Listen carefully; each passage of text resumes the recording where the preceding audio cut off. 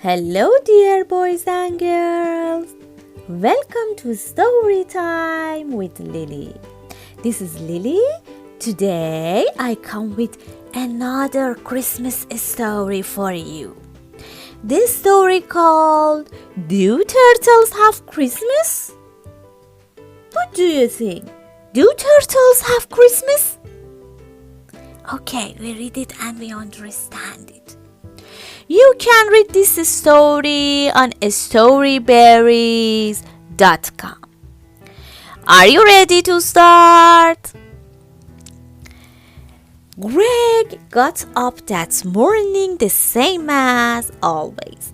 He looked around his room with its tall, clear walls and went to get a drink from his dish. As he shook off the last bits of sleep, he looked out his walls to see what the people were doing. They were putting decoration all over the house. Big red and green things that Greg didn't understand. In particular, a lot of them seemed to show a big fat guy in red pajamas and a white beard. Molly was asking her big sister Mabel a lot of questions. Is he really gonna come tomorrow night? Of course he is. You wrote him a letter, didn't you? Yes, but are you sure he read it? I told you, Molly. Santa visits everyone who writes him a letter. But how does he do it all in one night? Magic, of course. I don't know exactly how it works, but I think he can freeze time or something. Wow! There were a lot of words that Greg had never heard before. Santa, Christmas, Rudolph, some king or other called Nat. It was all very confusing for Greg. Luckily, later that day, Molly reached into Greg's room and picked him up to show him something. Look how beautiful our tree is, Greg. Greg looked and saw a large evergreen tree inside the house covered in colored lights and other ornaments. He had to admit it was beautiful, but he didn't exactly know what it was for. And tomorrow night, Santa's going to come and leave us presents for Christmas. And I asked him to bring something for you too. Even though I don't know what Turtle wants for Christmas. Well, I'd better put you back. I have to go help Mommy in the kitchen. It was a very confused Turtle whom Molly returned to his room a moment later. Christmas was Christmas. And who is this Santa who's supposed to bring me something? It was very overwhelming. But that night, many of his questions were answered. His room happened to be in such a place that it faced the TV, so when the girls watched a movie called A Christmas Carol, he learned a lot about this Christmas business. Evidently, Greg concluded it's a holiday that happens in the winter where everyone gets together and eats and drinks and has lots of fun and gives each other presents. It sounded nice, but it still left Greg with one burning question. Do turtles have Christmas? The holiday, it seemed, had something to do with a little baby called something with a J. He couldn't remember.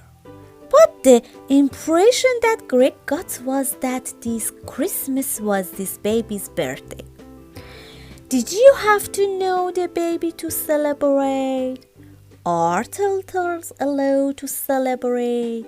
It seemed to have a lot to do with present. Was it still Christmas if you didn't get a present or give one?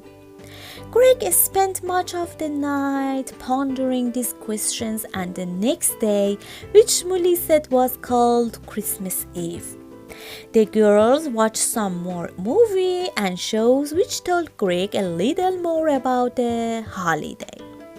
This son of fellow lives at the North Pole, and on Christmas Eve, that's tonight. He thought with some excitement. He flies in a magic sleigh pulled by 8 flying reindeer and delivers gifts to all the good little boys and girls, and his heart snapped.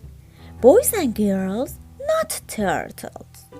He was a boy turtle, sure, but he had the clear impression that this is not what they meant. Oh well, he thought, as he watched another show about a snowman with a special hat. No Christmas for me. That night, Greg was awakened by a strange sound, a sort of thud, as if something had landed on the roof. Greg was frightened, but it was burglars.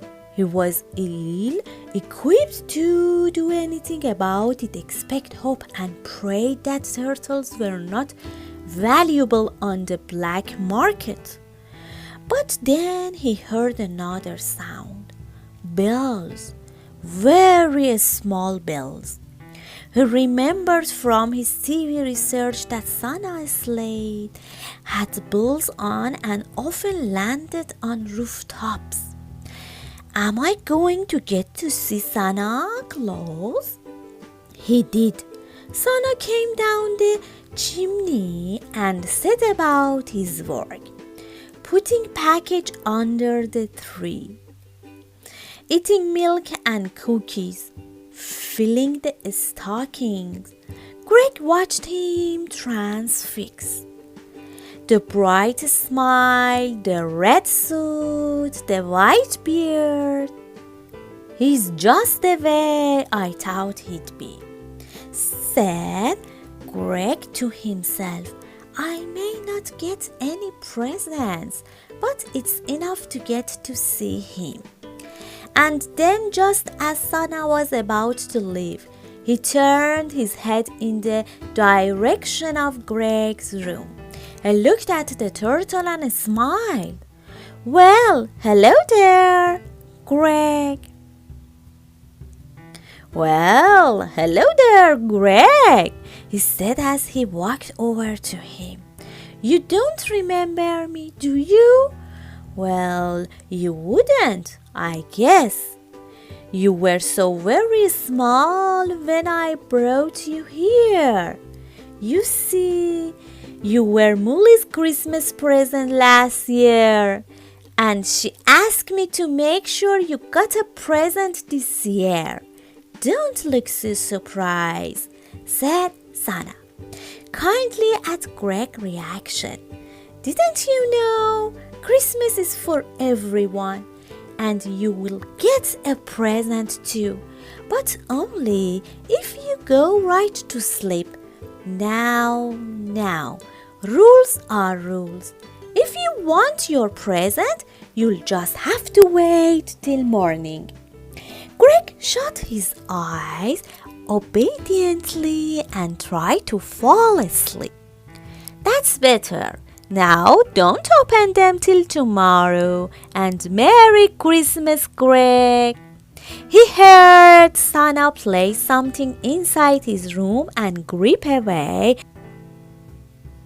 In another moment, he heard the sleigh bells, the muffled cry of Santa, and then nothing. Santa was gone. It was tempting, but Greg kept his eyes shut until he fell asleep. Merry Christmas! Greg woke to the joyous cry of Molly and Mabel as they ran downstairs for their presents. Their parents followed. somewhat less enthusiastically, but still all smiles. Greg watched through the walls of his room as the girls opened their presents and showed them off for their parents. It was a wonderful scene, and Greg was very happy to have seen it. "Look," said Molly. "Suddenly, Sana left something for Greg too." Greg had almost forgotten, with the great effort that it took for him to move at all. Greg turned around and saw a great big head of lettuce, and it was all for him. Greg began to munch on the crisp green leaves. The thought of what Sana had said to him before he left. As Greg began to munch on the crisp green leaves, he thought of what Sana had said to him before he left. "Merry Christmas, Sana," he thought, "and thank you for the best Christmas I ever had." The end. I hope you enjoyed the story.